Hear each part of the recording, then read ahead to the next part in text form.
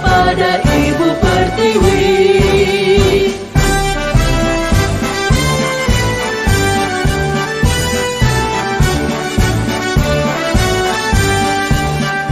Bulatkan tekad, kuatkan hati, negeri ini memanggilmu kawan. Belajar, bergerak, berbagi untuk negeri. Guru penggerak, majukan pendidikan. Guru penggerak menghamba pada murid. Kreatif, rancang pembelajaran. Hargai potensi, tingkatkan prestasi. Lahirkan profil pelajar Pancasila. Belajar, bergerak, berbagi untuk negeri. Kita menjalin kolaborasi. Belajar, bergerak, berbagi untuk negeri. Demi bakti pada Ibu Pertiwi. Belajar, bergerak, berbagi untuk negeri. Kita menjalin kolaborasi. Belajar, bergerak.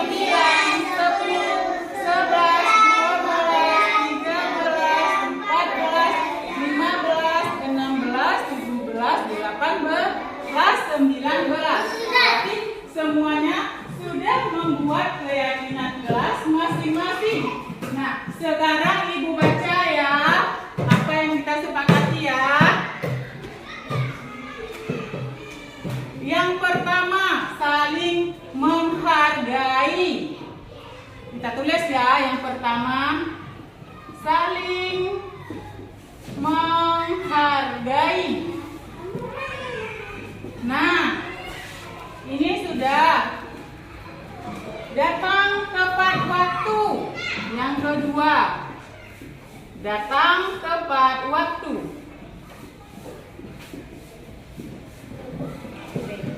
Nah, yang ketiga, saling tolong. Tolong menolong.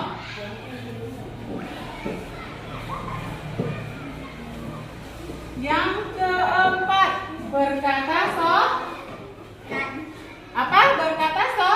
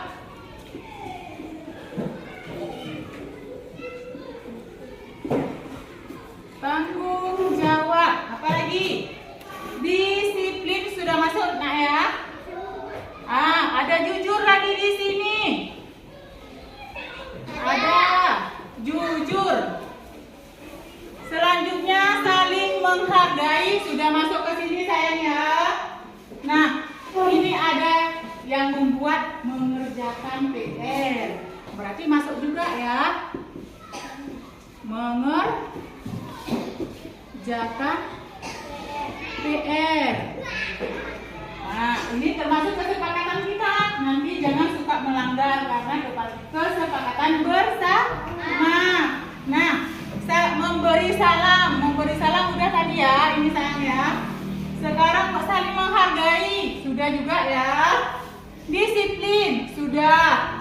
Tepat waktu, ada nggak di sini tepat waktu? Ada yang nomor 2, Ibu tulis lagi di bawah karena sudah ada di nomor 2. Yang terakhir memberi salam. Sudah ada belum memberi salam?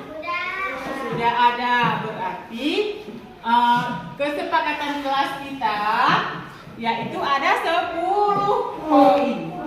Itu adalah kesepakatan bersama. Nah, sekarang kita speaking dulu. Sesudah kita membuat keyakinan kelas, kita speaking dulu yuk. Gebuk motor.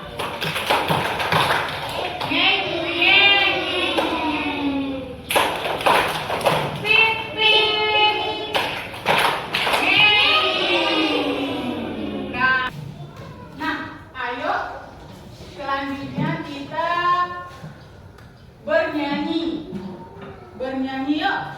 Profil pelajar Pancasila, beriman dan bertakwa pada Tuhan yang Esa dan berasa mulia, berkebijakan bahwa kotoran yang berdiri, realistis dan berjalan iris. Ayo bersama.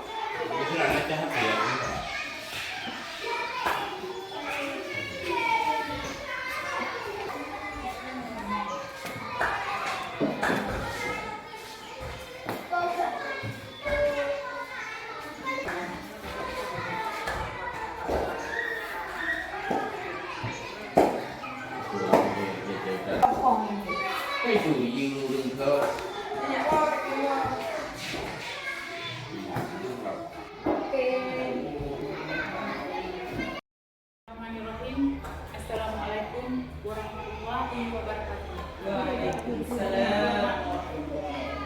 Yang puji dan syukur sama-sama kita panjatkan kepada Allah Subhanahu wa Ta'ala yang telah membawa kita dan telah memberikan kita sehat badan, sehat pikiran, sehingga kita dapat berkumpul di tempat yang sangat-sangat sederhana ini. Selawat dan salam sama-sama kita sanjung sajikan ke penghulu alam, yaitu baginda Rasulullah Sallallahu Alaihi Wasallam. Yang saya hormati Ibu Kepala Sekolah SD Negeri 10 Santari Rabayu, yang saya cintai rekan-rekan guru yang telah berhadir pada kesempatan hari ini. Izinkan saya memaparkan sedikit daripada tugas yang sedang kami laksanakan, mengikuti pendidikan Guru Penggerak Angkatan 11. Nah, pada hari ini saya ingin mempresentasikan budaya sekolah. Budaya sekolah adalah kumpulan nilai, norma, kebiasaan, tradisi, dan praktik yang berkembang di dalam lingkungan sekolah dan mempengaruhi seluruh aspek kehidupan sekolah tersebut. Next. Nah, konsep inti budaya positif ada 7 poin. Yang pertama yaitu perubahan paradigma. Yang kedua ada disiplin positif. Terus yang ketiga ada kebutuhan dasar manusia, motivasi perilaku manusia. Yang kelima ada posisi kontrol restitusi. Yang keenam ada keyakinan kelas. Selanjutnya yang terakhir yaitu segitiga restitusi. Next. Nah, poin yang pertama yaitu perubahan paradigma belajar. Ada 2 poin. Pendidikan zaman kolonial Belanda.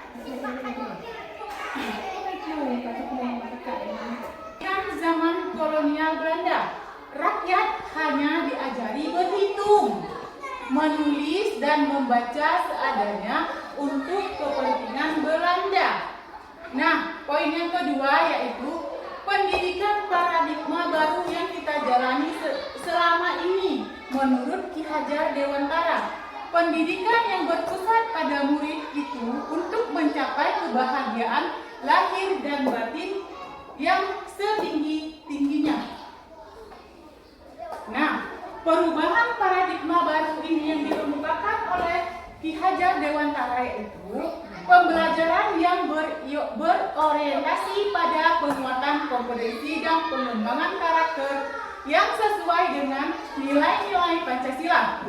Pembelajaran paradigma baru memastikan praktik pembelajaran yang berpusat pada murid, yang mana setiap murid belajar sesuai dengan kebutuhan dan tahap perkembangannya dengan untuk mewujudkan profil pelajar Pancasila.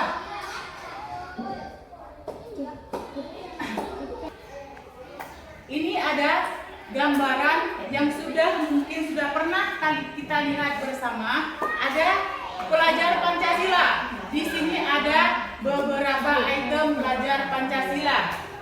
Nah, kita harus inilah pendidikan paradigma baru yang diajarkan oleh Ki Hajar Dewantara yang kami temukan di dalam pendidikan guru penggerak angkatan 11 ini. Next. Nah, selanjutnya ada yang kedua, yaitu disiplin positif. Nah, ada dalam tanda kutip. Apa itu disiplin positif? Oke. Next. Nah, ini ada sedikit penjelasan dari disiplin positif. Disiplin positif dalam budaya kita, makna kata disiplin dimaknai menjadi sesuatu yang dilakukan seseorang pada orang lain untuk mendapatkan kepatuhan.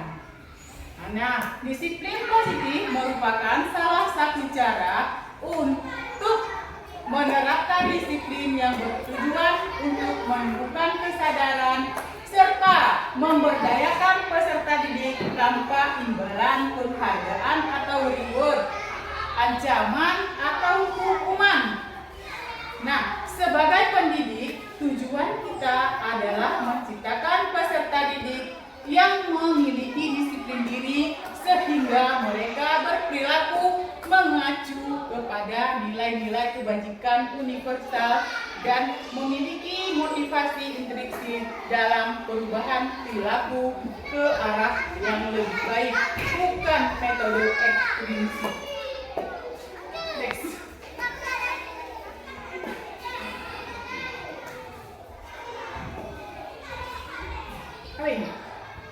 Ada kebutuhan dasar manusia.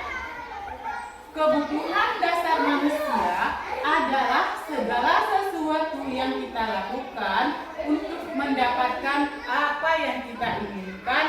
Seluruh tindakan yang kita lakukan memiliki tujuan tertentu dan semua usaha terbaik yang kita lakukan adalah dalam rangka agar tujuan dasar kita terpenuhi dengan baik. Yuk ya kebutuhan dasar manusia bertahan hidup, makanan, pakaian, tempat tinggal, keamanan, dan kesehatan. Nah, yang kedua ada rasa kasih sayang dan rasa diterima. Rasa diterima dipedulikan berbagi kerjasama, menjadi bagian dalam kelompok. Selanjutnya ada penguasaan. Dalam termasuk penguasaan ini termasuk harga diri, keyakinan untuk dianggap, memimpin, berprestasi, diakui dan didengar. Yang keempat ada kebebasan, mandiri, memiliki pilihan, mencoba hal baru, mampu mengendalikan arah dirinya.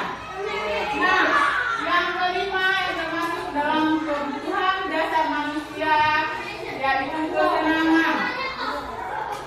Nah, yang termasuk ke dalam kesenangan ini yang pertama bermain, humor, antusias, dan tertawa.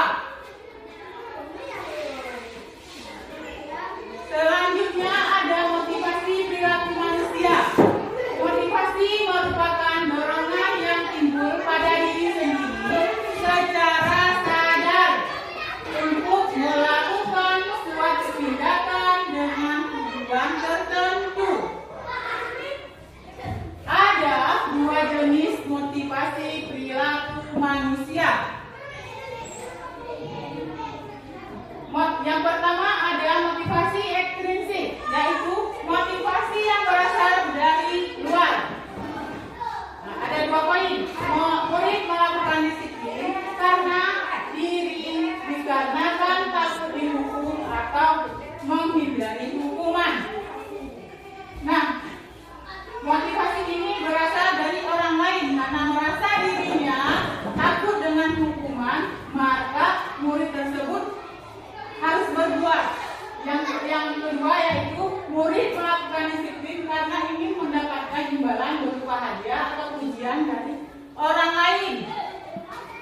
Itu termasuk ekstrinsik. Nah, sekarang yang kedua yaitu motivasi intrinsik, yaitu motivasi yang berasal dari dalam dirinya sendiri. Yang pertama, menghargai nilai-nilai kebajikan diri sendiri. Murid melakukan disiplin diri karena sadar akan nilai-nilai kebajikan pada dirinya.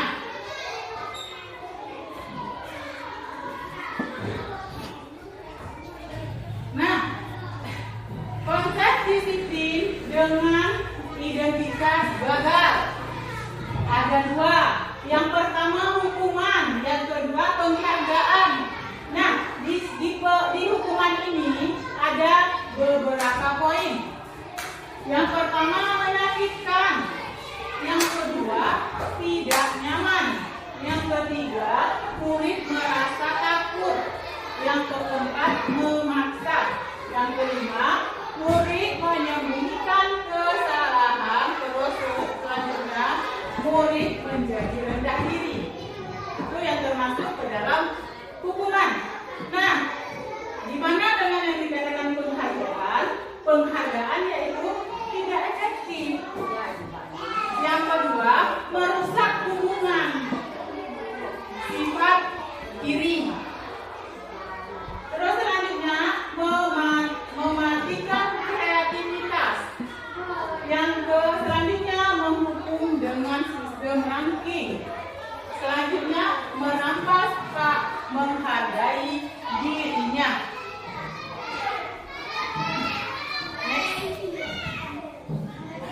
Nah, konsep disiplin dengan identitas sukses tadi sudah kita bahas dengan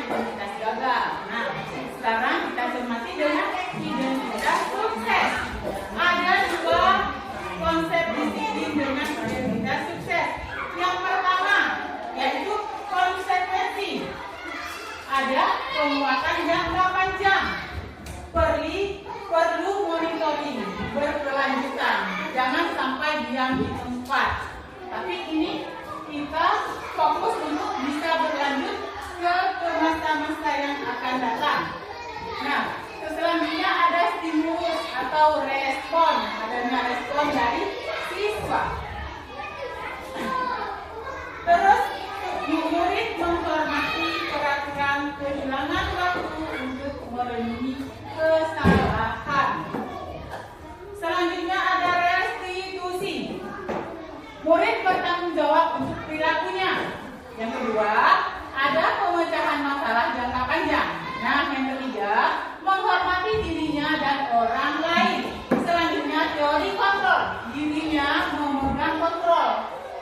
Terus selanjutnya, murid bersemangat memperbaiki kesalahan. Nah, konsep disiplin dengan pendekatan restitusi. Sebuah cara supaya kita bisa menanamkan disiplin pada murid kita dengan menggunakan pendekatan restitusi. Oke. Apa itu restitusi?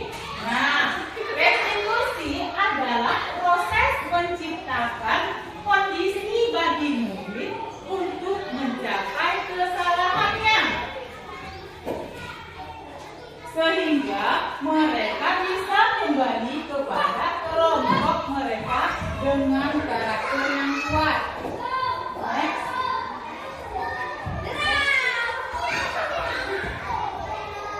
Nah, ciri-ciri restitusi. Yang pertama, menguatkan dan fokus pada solusi, bukan menghukum. Kita mencari solusi. Yang kedua, fokus pada karakter, bukan tindakan.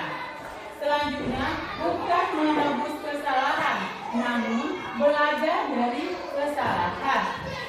Selanjutnya, mencari kebutuhan dasar yang mendasari tindakan. Selanjutnya, tawaran, bukan paksaan. Menguatkan dan fokus pada solusi, bukan menghukum. Kita mencari solusi. Yang kedua, fokus pada karakter, bukan tindakan. Selanjutnya, bukan menebus kesalahan, namun belajar dari kesalahan. Selanjutnya, mencari kebutuhan dasar yang mendasari tindakan. Selanjutnya, tawaran, bukan paksaan. Selanjutnya, memperbaiki hubungan. Nah, yang terakhir yaitu menuntut untuk melihat ke dalam dirinya sendiri. Nah, ada perbedaan. Nah, contoh kasus, siswa sering tidak mengerjakan PR di sini ya. Nah, hukuman. Guru menghukum siswa tersebut hormat bendera selama 10 menit. Guru marah dan murid takut. Ini contoh kasus yang berupa hukuman. Nah, kita lihat sekarang contoh yang berupa konsekuensi. Nah, yang berupa konsekuensi, guru memberikan konsekuensi untuk mengerjakan PR-nya saat istirahat atau dikerjakan sebanyak 3 kali lipat. Guru tegas dan siswa menghormati peraturan. Itu termasuk ke dalam kriteria konsekuensi. Nah, selanjutnya yaitu restitusi yang ingin kita bahas ke depan. Yang pertama, guru menanyakan keyakinan kelas dirinya dan membantu siswa menyelesaikan masalahnya. Yang kedua, guru dan siswa menghormati dirinya dan orang lain. Next. Nah, di sini ada 5 posisi kontrol guru. Yang pertama, menghukum. Nah, ini ada contoh kasus menghukum.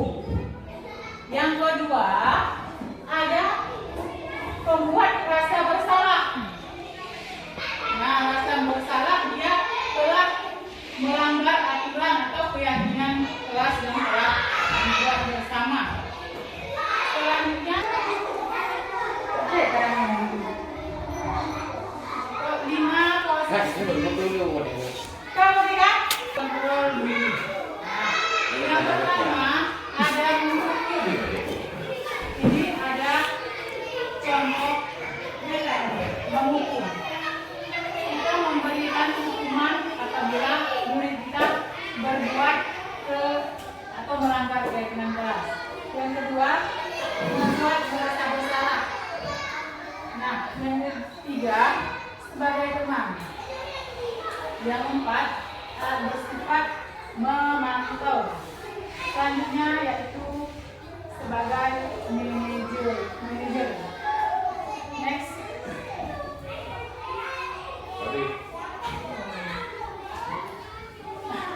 Contoh penerapan 5 posisi kontrol. Nah, contoh adalah siswa tidak memakai atribut lengkap saat upacara bendera. Contohnya siswa misalnya tidak memakai dasi bagi yang perempuan, atau tidak memakai tali pinggang bagi yang laki-laki. Kalau bagi yang perempuan tidak memakai topi di saat upacara bendera. Nah, posisi di sini yaitu menghukum, patuhi aturan sekolah, lalu berdiri di depan barisan yang lain. Nah, nanti murid akan bersifat mendendam kita. Selanjutnya, membuat rasa bersalah. Nah, berapa kali ibu harus memberitahu kamu, bu guru kecewa sama kamu. Nah, dengan merasa tertekan, si murid juga akan merasa bersalah. Nah, selanjutnya sebagai teman, ayolah yang tertib, buat bu guru bangga. Nah, kali ini tidak apa-apa kamu salah. Itu termasuk ke dalam ketergantungan. Selanjutnya ada yang bersifat posisi pemantau. Nah, contohnya kamu sudah melanggar. Apa peraturan dan konsekuensinya? Segan dan hormat dengan bahasa yang tegas. Yang terakhir yaitu bersifat manajer. Nah, apakah kamu tahu kesalahanmu? Kita bertanya kepada murid. Kira-kira bagaimana kamu akan memperbaiki kesalahan ini? Inisiatif sendiri sekarang. Pasti kalau sekarang itu menjawab, dia akan melanggar kedisiplinan atau aksi sekolah. Selanjutnya ada materi selanjutnya yaitu tentang 5 posisi kontrol yang akan dipaparkan dalam video tersebut.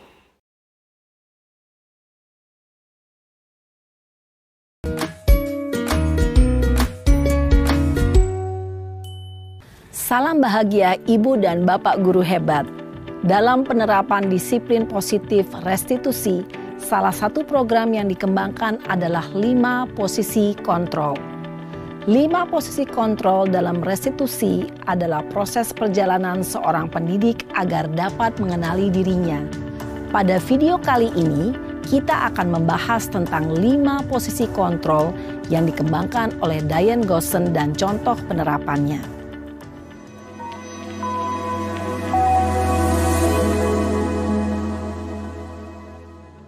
5 posisi kontrol itu adalah 1. Posisi penghukum. 2. Posisi pembuat merasa bersalah. 3. Posisi teman. 4. Posisi pemantau atau monitor. Dan 5. Posisi manajer. Untuk lebih memahami kelima posisi tersebut, mari kita saksikan kasus Naren yang terlambat hadir 20 menit di sekolah dan melihat bagaimana kelima posisi kontrol dalam menghadapi masalah tersebut.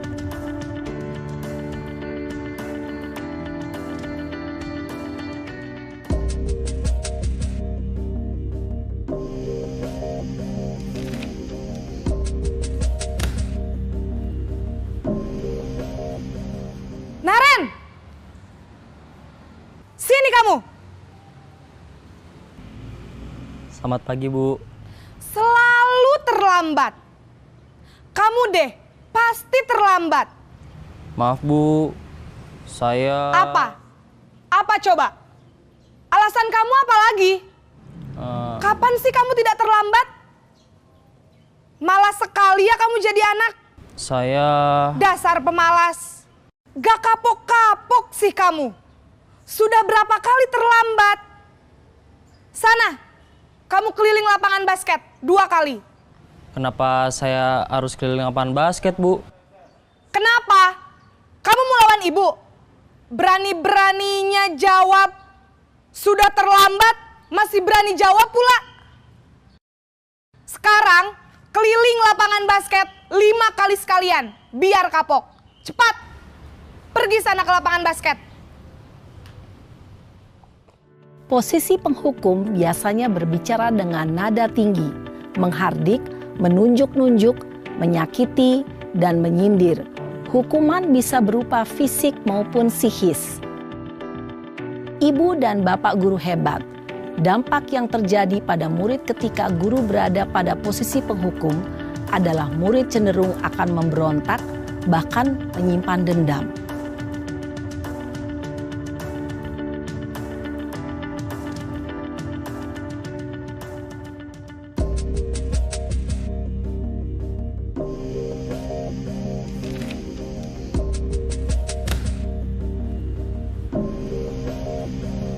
Naren!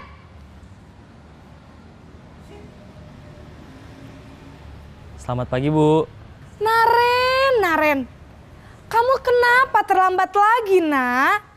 Ya Tuhan, Naren. Kamu senang ya bikin ibu susah ya? Kalau kamu terlambat lagi, nanti ibu yang ditegur bapak kepala sekolah, Nak. Disangka ibu tidak bisa membina kamu. Duh, gimana ini? Maaf, Bu. Duh Gusti Naren. Kamu suka ya kalau ibu ditegur bapak kepala sekolah? Terus, sekarang ibu harus tulis apa ini di buku absen? Ini kamu sudah sering terlambat loh. Ibu harus apa coba? Maaf, Bu. Maaf sekali. Ya sudah, lain kali jangan bikin ibu susah lagi ya, Nak ya. Ibu tidak akan kuat lagi kalau kamu begini terus. Bisa jantungan kalau ibu ditegur bapak kepala sekolah. Sana cepat ke kelas. Maaf ya, Bu. Maaf sekali. Posisi pembuat rasa bersalah berbicara dengan nada tenang, cenderung lembut. Namun kata-kata yang diutarakan membuat murid merasa menjadi orang yang gagal. Memandang buruk dirinya sendiri, merasa tidak berharga, dan tidak sanggup membahagiakan orang lain. Ketika guru mengambil posisi pembuat rasa bersalah, murid akan menganggap dirinya yang bersalah dan ia akan menyimpan emosi negatif tersebut di dalam dirinya.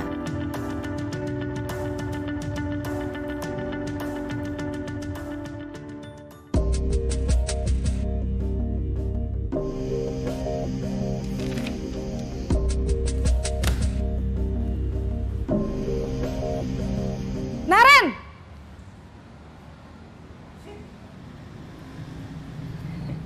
Selamat pagi, Bu. Wah, sudah jam berapa ini, Nak? Terlambat lagi ya, sayang? Iya, Bu. Habis ibu saya lupa bangunkan saya, Bu. Kamu malah menyalahkan ibu kamu. Kamu bukannya anak yang larinya paling kenceng. Kok terlambat sih? Iya, Bu. Saya memang terlambat bangun tadi. Jadi, biarpun saya lari kencang, tetap gak kekejar, Bu. Ya sudah sana, nanti lain kali larinya lebih kenceng lagi ya. Biar gak terlambat lagi. Bikin seneng ibu, demi ibu. Bisa kan? Bisa lah, Bu. Ya sudah sana masuk kelas. Ibu beresin urusan absen kamu. Kamu ini ada-ada saja.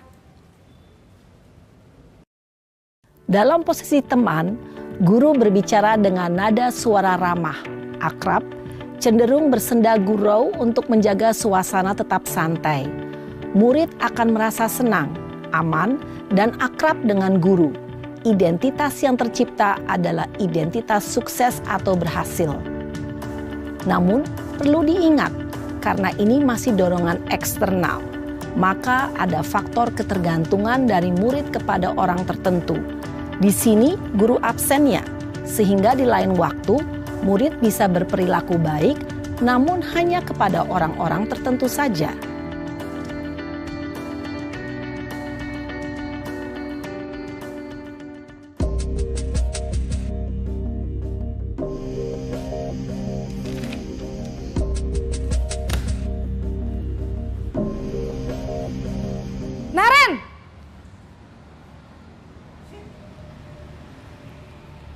Selamat pagi, Bu. Naren, apa peraturan sekolah kita tentang jam berapa kita harus masuk sekolah, nak? Kita harus di sekolah jam 7, Bu. Iya, betul. Sekarang sudah jam 7.20. Naren sudah tahu konsekuensinya jika terlambat hadir. Paham, Bu. Saya harus tinggal kelas pas jam istirahat selama 20 menit. Iya, benar. Konsekuensinya demikian. Jadi nanti jam 9.30 pas istirahat, kamu harus tinggal di kelas, kerjakan tugas tambahan untuk ketertinggalan kamu, ya? Baik, Bu. Posisi pemantau mengandalkan penghitungan atau data untuk mengontrol murid. Guru mengarahkan murid berdasarkan peraturan dan konsekuensi. Seorang pemantau menunjukkan bahasa tubuh dan ekspresi wajah yang datar dan cenderung formal.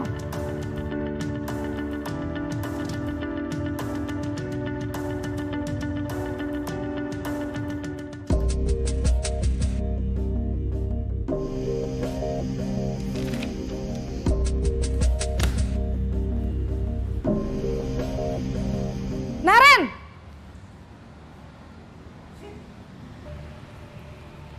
Selamat pagi, Bu. Selamat pagi, Naren. Maaf, Bu. Saya terlambat. Iya, sekolah masuknya jam 7, sekarang sudah jam 7.20. Jadi sekarang bagaimana ini, Naren? Maaf, Bu. Saya lupa setel alarm saya semalam. Baiklah, menurut kamu, keyakinan sekolah yang mana yang perlu kamu tingkatkan? Menghargai diri sendiri dan orang lain mungkin ya, Bu. Setuju. Jadi, apakah Naren meyakini prinsip saling menghormati tersebut? Iya, Bu. Saya meyakininya. Apakah Naren bersedia memperbaiki masalah keterlambatan ini? Bersedia, Bu. Bagaimana kamu akan perbaiki masalah keterlambatan ini? Saya akan coba untuk tidak lupa menyetel alarm saya, Bu. Baik, kalau Naren lupa menyetel alarm di rumah, ada orang yang kira-kira bisa bantu mengingatkan tidak? Ada, Bu. Kakak saya, Kak Ema. Ada lagi selain Kak Ema? Selain Kak Ema, ada ibu saya. Baik, jadi yang mengingatkan Naren adalah Kak Ema dan ibu kamu ya? Kira-kira akan mulai setel alarm kapan nih, Naren? Setelah pulang sekolah, akan segera saya lakukan. Baik, jadi Naren akan setel alarm untuk bangun besok pagi dan akan diingatkan oleh kakak dan ibunda Naren ya. Ada lagi yang mungkin perlu dilakukan, Naren? Agar tidak terlambat bangun lagi. Tidak ada, Bu. Baik, Naren. Terima kasih untuk kerjasama kamu. Sekarang kamu perlu kembali ke kelas untuk belajar. Baik, Bu. Terima kasih. Posisi manajer adalah posisi kontrol yang disarankan untuk membimbing murid memiliki sikap disiplin yang positif, yaitu murid yang mandiri, bertanggung jawab, dan dapat memecahkan masalah. Tujuan dari posisi ini adalah agar murid dapat berefleksi atas tindakannya. Guru akan dengan tulus memberikan pertanyaan-pertanyaan bermakna, sehingga membuat murid dapat belajar dari kesalahannya dan mencari sebuah solusi untuk menyelesaikannya.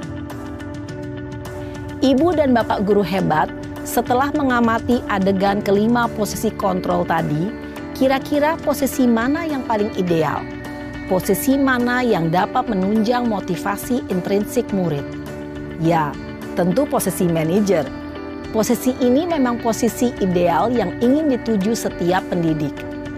Pada posisi inilah, guru dapat menerapkan disiplin positif yang berpihak pada murid, yang memerdekakan murid. Perjalanan seorang pendidik tentunya tidak mudah untuk sampai pada posisi seorang manajer. Namun, tujuan kita pasti, yaitu menciptakan murid-murid yang mandiri, merdeka, dan bertanggung jawab. Semoga penggambaran 5 posisi kontrol yang telah diperlihatkan ini dapat menjadi ajang refleksi bagi kita semua, agar dapat terus mengasah dan menerapkan disiplin positif yang memerdekakan murid. Mari terus berlatih dan bersemangat. Selamat menerapkan. Salam dan bahagia, Ibu dan Bapak guru hebat.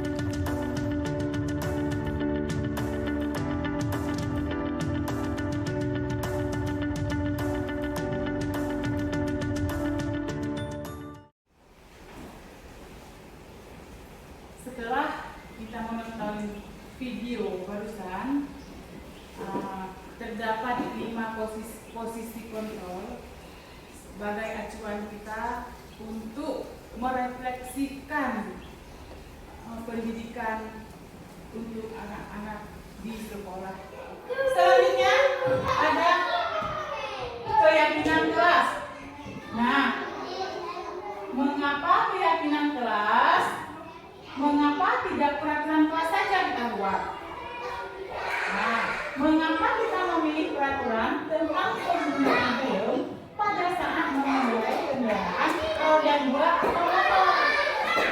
Mengapa kita memilih peraturan tentang penggunaan masker dan mencuci tangan setiap saat? Kegiatan membuat keyakinan kelas, guru bersama siswa membuat keyakinan kelas atau kesepakatan kelas biar anak-anak murid kita merasa nyaman saat proses belajar mengajar di kelas. Nah, berdiskusi tentang peraturan. Yang kedua, merumuskan tentang peraturan kelas. Selanjutnya, menyusun peraturan menjadi keyakinan dan menempel keyakinan di kelas. Nah, ini contoh keyakinan kelas yang sudah kami sepakati di dalam kelas. Di dalam kelas 4 ya. Yang pertama, menghormati guru, saling sayang, jaga kebersihan, fokus belajar, tetap semangat. Oke. Next.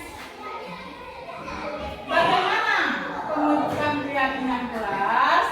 Lebih abstrak dari peraturan.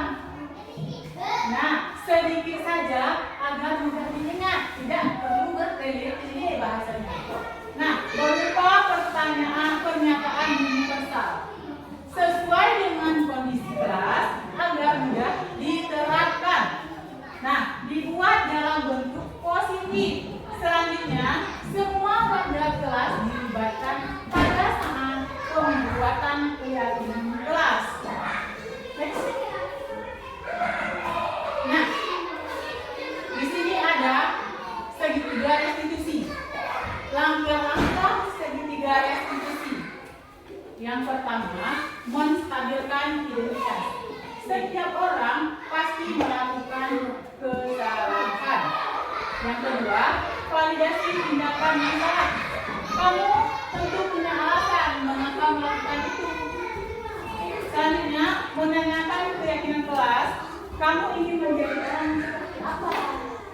Nah, kamu ingat keyakinan kelas kita, keyakinan kelas mana yang kamu lakukan? Oke, next. Nah, selanjutnya ada kasus 1. Ini contoh kasus yang sudah saya laksanakan. Laude makan di kelas pada saat jam pelajaran. Nah, Laude ini merupakan anak kelas 4. Ketika jam pelajaran, Laude makan di kelas. Laude melakukan pelanggaran keyakinan kelas dan keyakinan sekolah, yakni akan pada saat yakni makan di kelas pada saat jam pelajaran. Kemudian Ibu Misra mengetahui hal tersebut dan Ibu memanggil Laude untuk menghadap ke kantor dan membahas masalah tersebut supaya ada solusinya. Selanjutnya ada kasus yang kedua, yaitu Khairatun Nisa sering terlambat masuk kelas setelah jam istirahat. Nah, ada guru piket melapor bahwa murid kelas 4 bernama Khairatun Nisa sering terlambat masuk kelas setelah jam pelajaran. Setelah menerima laporan dari guru piket tersebut, kemudian saya memanggil Khairatun Nisa untuk menghadap ke kantor dan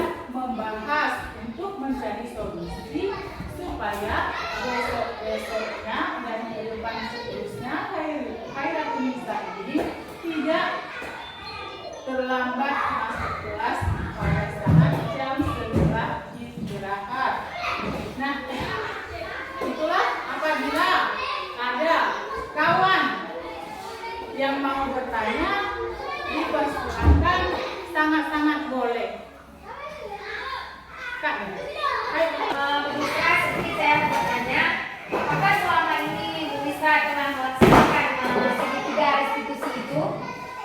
Oke. Terima kasih Bu Sarwani ya, sangat berpartisipasi dalam kegiatan ini. Nah, sekarang saya akan mencoba menjawab pertanyaan dari Bu Sarwani. Nah, selama ini setelah saya mempelajari modul 1.4 di pendidikan guru penggerak, saya bertahu. Nah, semenjak itu saya mencoba melakukan langkah restitusi seperti ada kasus 1, ada kasus 2. Tapi sebelum saya masuk ke dalam pendidikan guru penggerak ini, saya belum pernah melakukan segitiga restitusi dan saya pun tidak tahu apa itu segitiga restitusi dan malah saya belum pernah mendengar. Ya, nah, selama saya mempelajari segitiga restitusi, disitulah muncul ide-ide baru supaya kita jangan selalu menghukum anak-anak apabila anak-anak tersebut membuat kesalahan atau melanggar keyakinan kelas. Gimana Bu Sarwani? Bisa diterima, terima kasih Bu Misra. Presentasi saya hari ini dan terima kasih buat kawan-kawan semuanya yang sudah berpartisipasi dalam acara ini. Saya akhiri, wabillahi taufiq wal hidayah. Assalamualaikum warahmatullahi wabarakatuh.